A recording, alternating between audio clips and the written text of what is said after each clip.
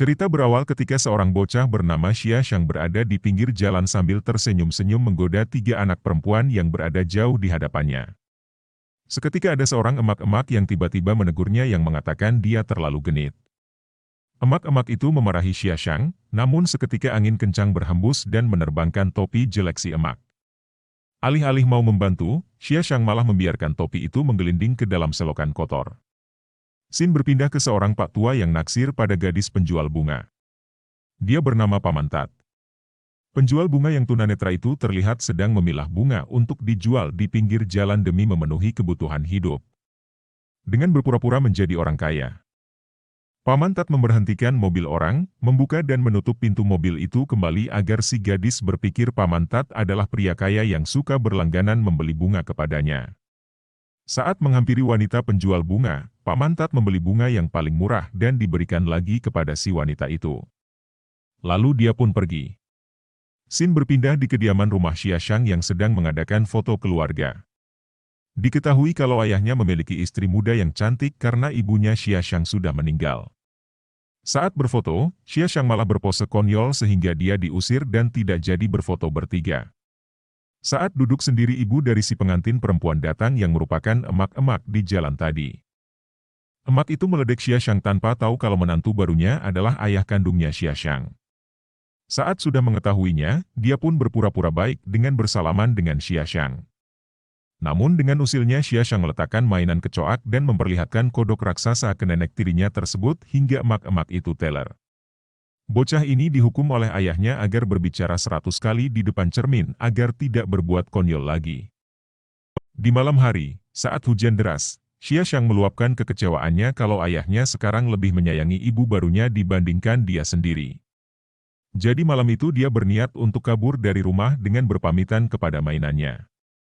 Keesokan paginya, Xia Shang yang terbangun di sebuah kursi taman mendapati seorang anak sebayanya yang sedang bermain bola. Xia Shang menawarkan untuk menukar bajunya dengan bocah itu. Dengan penampilan baru, Xia Shang bisa bebas berbuat konyol tanpa harus dihukum ayahnya lagi. Pertama dia mulai mengambil permen dari seorang bayi. Dari kejauhan, ibu sang bayi melihat tingkahnya dan datang mengejar. Emak-emak itu meminjam pemukul bola kasti dari seorang yang sedang berlatih di sana dan melemparkannya ke arah Xia Shang. Namun yang terkena pemukul itu adalah Pamantat yang sedang lewat. Pamantat tak terima dengan hal itu dan mengejar sang emak lagi. Namun saat mengayunkan pemukul, dia malah mengenai polisi yang sedang patroli. Akhirnya Pamantat juga kabur. Sementara sang bayi tertawa melihat pertunjukan itu. Pamantat dan Xia Shang kabur dari kejaran polisi. Saat itu lagi Xia Shang mulai usil dengan membuat polisi tersungkur. Pamantat yang ingin mencobanya juga. Namun ternyata polisi itu menggunakan sepeda ontel hingga Pamantat yang teler. Pengejaran berlanjut, mereka menyamar sebagai sebuah patung di taman. Polisi itu tepat berhenti di depan mereka dan tidak menyadari kalau Pamantat dan Xia Shang menyamar di belakangnya. Pamantat dan Xia Shang berniat menjahili polisi itu. Namun bapak itu tetap tidak sadar dengan perubahan si patung hingga dia pun kena jebakan Xia Shang. Berhasil kabur, Pamantat mulai mengunjungi gadis sang penjual bunga dengan membuka pintu dan menutup kembali pintu mobil taksi. Pamantat kembali melakukan kebiasaannya membeli bunga dan memberikan kepada sang gadis. Sang gadis penasaran dengan wajah Pamantat. Namun di sela itu dia diganggu oleh Xia Shang. Sejak saat itu, kemanapun Pamantat pergi selalu diikuti oleh Xia Shang. Meskipun mencoba menghindar, tetap Xia Shang selalu berada satu langkah di depannya. Pamantat memarahinya dan menyuruhnya untuk pulang. Xia Shang pun menangis. Pamantat pun menjadi tidak tega. Namun itu hanya ulah usilnya hingga dia kabur lagi memanjat pagar orang. Dengan mudahnya Xia Shang menyusul dengan membuka pagar tersebut. Berpindah ke sebuah sekolah SMA.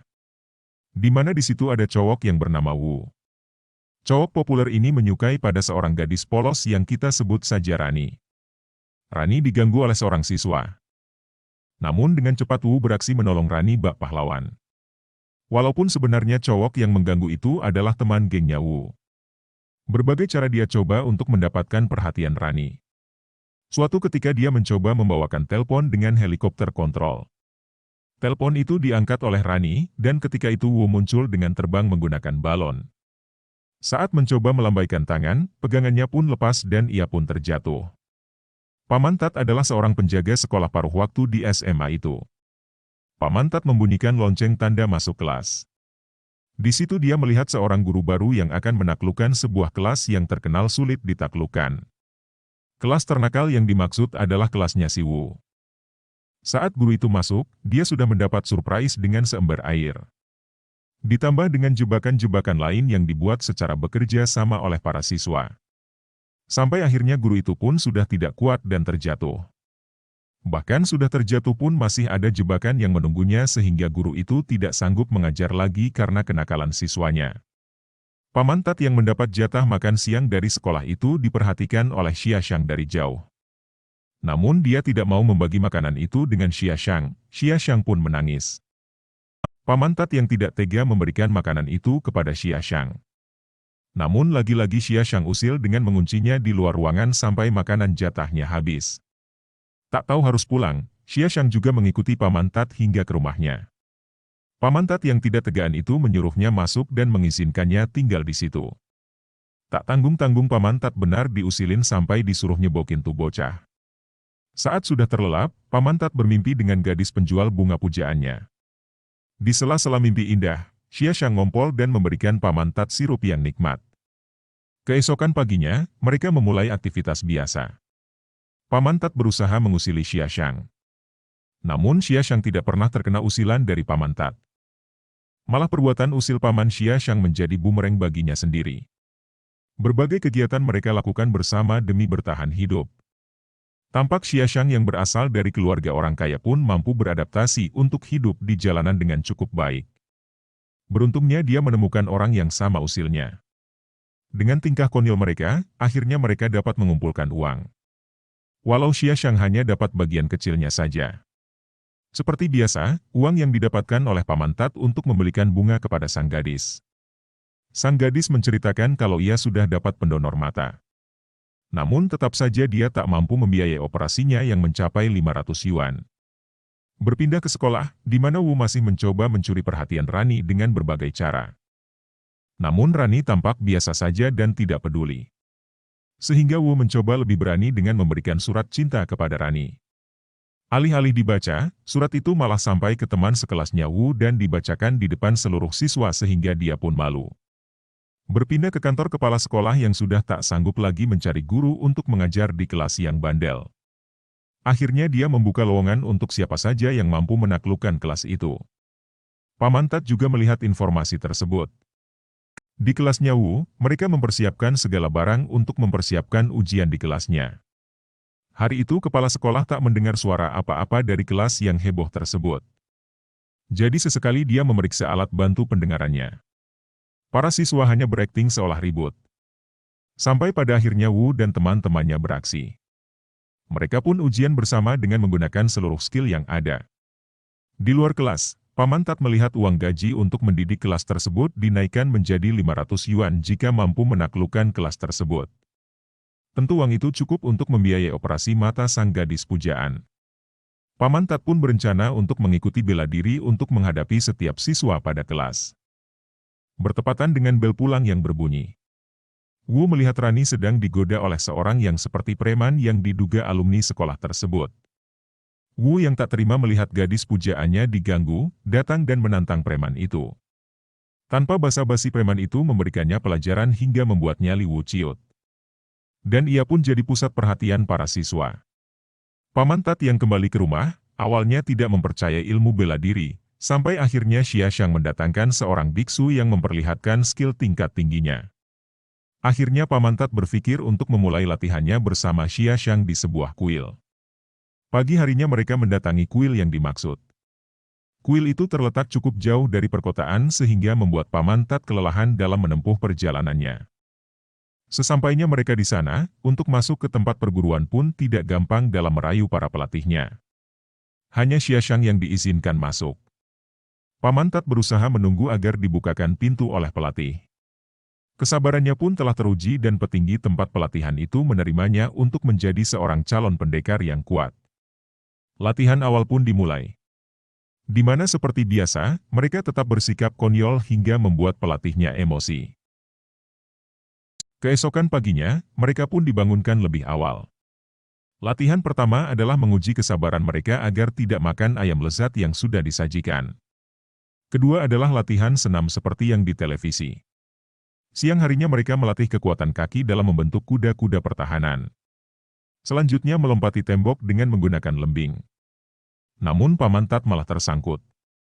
Selanjutnya membunyikan lonceng raksasa, di mana Paman Tat menggunakan kepala Xia Shang untuk membunyikannya. Esoknya mereka sudah menguasai ilmu tenaga dalam, di mana Paman Tat dan Xia Shang duduk berhadapan untuk menguji ilmu mereka. Xia Shang lebih menguasai ilmu itu sehingga membuat Paman Tat menjadi patung. Paman Tat terus berlatih bersama pelatih lain agar lebih kuat. Namun dia malah membuat kekacauan lagi. Berpindah ke sekolah, di mana kelas bandel sedang menikmati liburan di dalam kelas tersebut. Tak sengaja Wu melihat Rani yang sedang berbicara dengan temannya kalau Wu itu adalah seorang pengecut. Sepulang sekolah Wu menyusulnya untuk membicarakan tentang alumni yang datang di hari kemarin. Sebenarnya Rani tidak suka diganggu oleh orang itu. Rani menyangka kalau Wu akan menjadi orang yang melindunginya dari alumni tersebut, namun tetap saja Wu adalah seorang yang penakut. Wu pun kesal pada dirinya dan hendak mengubah pola hidup. Berpindah ke kuil tempat Xia Shang dan Paman Tat latihan. Mereka sudah masuk ke tingkat akhir di mana mereka harus fokus untuk mengosongkan pikiran. Namun Paman Tat malah tertidur sehingga membuat asisten pelatihnya marah. Di malam harinya mereka dinyatakan sudah lulus dari latihan dan sudah diperbolehkan pulang. Saat mengemasi barangnya, para guru dan asistennya menangis. Paman Tat dan Xia Shang juga menangis mengira mereka akan berpisah. Mereka pun mencoba memeluk gurunya tersebut. Dan ternyata gurunya menangis karena nonton film sedih di televisi jadul. Sesampainya di luar ruangan, mereka menguji ilmu yang telah mereka pelajari selama ini. Ilmu itu mampu meruntuhkan tembok tempat tinggal sang guru. Sang guru yang mendengar hal tersebut langsung marah dan mengusir mereka dari tempat tinggalnya. Keesokan paginya, Paman Tat mendatangi sekolahan dan melihat info lowongan kerja itu masih ada. Dengan ilmu barunya, dia akan mencoba menaklukkan kelas terbandel tersebut. Sementara di kelas para siswa sudah mempersiapkan jebakan untuk menanti guru baru. Saat guru itu masuk dan ternyata adalah Paman Tat. Paman Tat dengan mudahnya menghindari setiap jebakan konyol yang dibuat oleh para siswa. Jebakan demi jebakan pun dilewati dan ia pun mulai mengajar dengan serius. Namun seorang siswa malah melawan kepada Paman Tat. Tak disangka sikap seperti itu langsung dilawan balik oleh Paman Tat. Beberapa siswa mulai tidak betah dengan guru baru itu dan mencoba untuk pergi. Dengan ilmu yang telah ia pelajari, Paman Tat berhasil menghentikan mereka yang hendak keluar dari kelasnya. Dengan wibawanya sebagai seorang sang guru, Paman Tat berhasil menghipnotis beberapa siswa yang sulit diatur, dan hal itu dilihat oleh Wu. Di sebuah pantai, mereka akan dilatih kedisiplinannya terlebih dahulu. Jadi Paman Tat melatih mereka ala militer di pantai itu. Para siswa itu menginap di sekolah untuk menghafal pelajaran.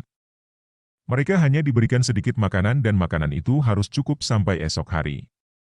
Jadi para siswa menjilatinya saja. Ketika hari ujian sudah datang, kelas yang tadinya cukup ribut sekarang sudah menjadi kelas yang tenang. Kepala sekolah memperhatikan para siswa yang menjawab soal ujian dengan serius dan tidak menyangka akan perubahan itu. Wu yang lupa akan pelajarannya diberikan suatu pesan oleh Paman Tat. Namun tulisan itu hanya bertuliskan semangat. Di malam harinya, Wu mendatangi kediaman Paman Tat. Di situ Wu bercerita kalau dia jatuh cinta pada seorang perempuan yang bernama Rani. Rani menganggapnya sebagai pengecut karena sebelumnya Wu dikalahkan oleh preman yang sering menggodanya. Untuk itu, Wu meminta Paman Tat agar menghipnotisnya jadi ahli bela diri seperti Bruce Lee. Paman Tat menyuruhnya pulang untuk memikirkan hal itu dulu baik-baik. Siang harinya, Paman Tat kembali mendatangi gadis penjual bunga. Dengan senangnya dia memberitahukan kalau ia akan membantu untuk biaya operasi mata sang gadis. Sang gadis itu berkata jika ia sudah bisa melihat, dia ingin melihat wajah Paman Tat lebih dulu. Berpindah ke sekolah, Wu masih diberi pelajaran oleh sang preman sekaligus seniornya. Sang preman terus meledeknya di depan Rani sang gadis pujaan hati. Suatu ketika Paman Tat datang dan menahan preman itu. Wu yang menjadi percaya diri karena didatangi oleh gurunya pun meminta bantuan gurunya. Dia sudah berpikir semalaman. Hanya untuk mendapatkan hatinya Rani. Dia siap dihipnotis seperti Bruce Lee. Pamantat pun mulai menghipnotisnya. Hingga Wu tersadar dan menantang 1 lawan 1 kepada sang preman. Gerakan bela diri Bruce Lee pun berhasil dia kuasai hingga preman itu terjatuh dan mengakui Wu sebagai seorang pemenang. Namun karena kejadian itu, Pamantat dipanggil oleh kepala sekolah. Dia telah membuat kesalahan fatal di mana menyuruh anak didiknya berkelahi.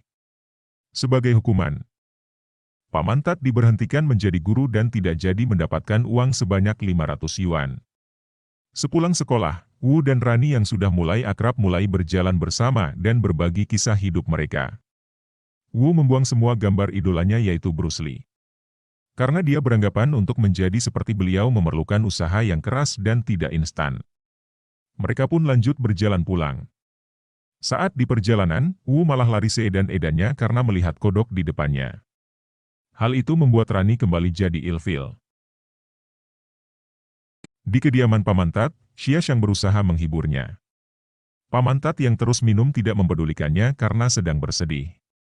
Berjanji kepada sang gadis namun dia tidak mendapatkan 500 yuan yang ia cari. Xiaxiang yang kasihan mencoba membawanya ke sebuah tempat yang ternyata itu adalah rumahnya.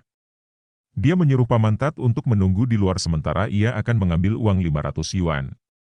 Awalnya Pamantat melarangnya, namun Xiaxiang tetap ingin menolong Pamantat. Xiaxiang berjalan ke kamar ayahnya dan mengambil apa yang Pamantat butuhkan. Sekilas dia menatap ayahnya dengan wajah rindu. Namun ayahnya terbangun dan langsung mengejarnya. Xiaxiang yang berlari ke arah keluar pun melempar uang tersebut ke Pamantat yang sudah menunggu di depan jendela. Tetapi Xiaxiang berhasil ditangkap oleh ayahnya. Esok paginya, Pamantat mendatangi sang gadis penjual bunga. Tanpa membeli bunga ataupun menutup pintu mobil lagi. Pamantat langsung memberikan uang itu kepada sang gadis dan berlari meninggalkannya. Karena merasa bersalah, Pamantat kembali mendatangi kediaman ayahnya Xiaxiang dan mencoba meminta maaf. Dia menceritakan semua hal yang terjadi. Hal itu dia lakukan karena Xiaxiang melihat cintanya kepada sang gadis tunanetra itu. Jadi dia meminta untuk menghukum dirinya saja dan tidak melibatkan Xiaxiang dalam insiden semalam. Tak lama Xiaxiang muncul dan memeluk Pamantat. Melihat keakraban Pamantat dan Xiaxiang, ayahnya menjadi luluh dan tidak jadi membawa hal semalam ke ranah hukum. Ditambah dengan adanya rasa penyesalan oleh ayahnya Xiaxiang karena tidak meluangkan cukup waktu untuk Xiaxiang sejak kepergian ibu kandungnya. Pamantat pun memulai kehidupan barunya seperti biasa.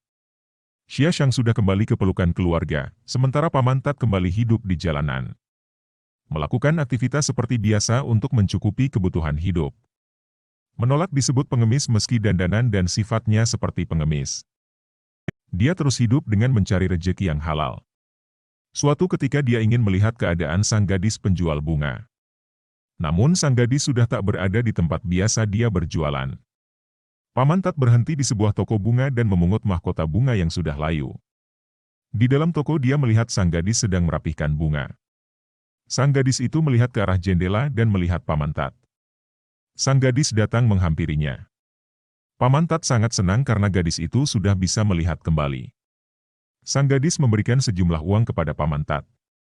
Namun Pamantat menolak uang itu dan mengatakan kalau ia bukan seorang pengemis.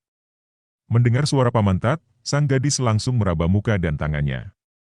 Dia sangat kaget. Orang yang sering memperhatikannya dan berkontribusi besar untuk kehidupannya yang bahagia saat ini bukanlah seorang kaya seperti yang ia kira. Pamantat mengatakan kalau selama ini gadis itu salah orang. Tak lama kekasihnya datang, Pamantat hanya berbalik dan pergi dengan kesedihan bercampur kebahagiaan. Suatu ketika di sebuah bangku taman, Pamantat mengambil sesuatu di tanah. Yang tak terduga, Xiaxiang kembali dengan setelan anak jalanannya. Pamantat sangat terkaget karena dia lebih memilih jadi anak jalanan ketimbang hidup menjadi orang kaya. Xiaxiang mengatakan kalau ayahnya mengizinkan untuk berpetualang bersama Pamantat untuk beberapa hari agar mengetahui kerasnya hidup yang akan ia lalui ketika sudah besar nanti. Seperti biasa, mereka memulai kembali hal-hal usil yang biasa mereka lakukan untuk bertahan hidup. Film sejenis komedi ini memiliki pesan moral yang cukup baik. Yang bahkan endingnya cukup membuat kita bersedih. Pamantat adalah pak tua yang berusaha membahagiakan sang gadis tunanetra. Dia berusaha menjadi sesosok orang yang diidolakan oleh gadis tersebut. mulai dari membeli bunga dan memberikannya kembali kepada sang gadis. Berusaha berlatih agar menaklukkan kelas anak bandel agar mendapatkan gaji yang bagus demi operasi mata sang gadis. Sampai sikap jujurnya yang mengakui kepada ayahnya Xia Shang kalau ia yang ikut andil dalam pengambilan uang. Dia tak mau dianggap pengemis, dan dia berusaha mencari receh dari menjual jasa jalanan seperti mencuci mobil atau membantu orang di jalanan. Walau pada akhirnya sang gadis pun sudah mengetahui sosok orang yang ia idolakan. Namun Paman Tat tetap tidak bisa memaksakan hatinya dan mengikhlaskan gadis itu kepada seorang yang lebih pantas menurutnya. Suatu sikap yang sangat layak dicontoh dan diaplikasikan dari karakter yang satu ini meski dibalut dengan tingkah-tingkahnya yang konyol. Sementara karakter Xia Shang, seorang anak orang kaya yang memilih menjadi anak jalanan karena ketidakpedulian ayahnya sebagai orang tua kandungnya. Di sini yang harus diperhatikan lagi adalah jika kita sebagai orang tua. Anak menjadi usil dan bandel karena cara kita memperlakukan dan mendidiknya dari kecil. Walau dibaluti kekonyolan, Xia Shang sebenarnya punya rasa empati yang kuat sebagai anak orang kaya. Yang terbukti mau menolong Tat untuk mencari uang di rumah ayahnya meski Tat ini termasuk orang asing yang baru dikenal. Karakter Wu yang menggambarkan anak muda kasmaran yang berjuang habis-habisan demi mendapatkan Rani. Pada ujungnya sadar jika perjuangan tidak hanya dalam hayalan saja namun harus direalisasikan dengan usaha.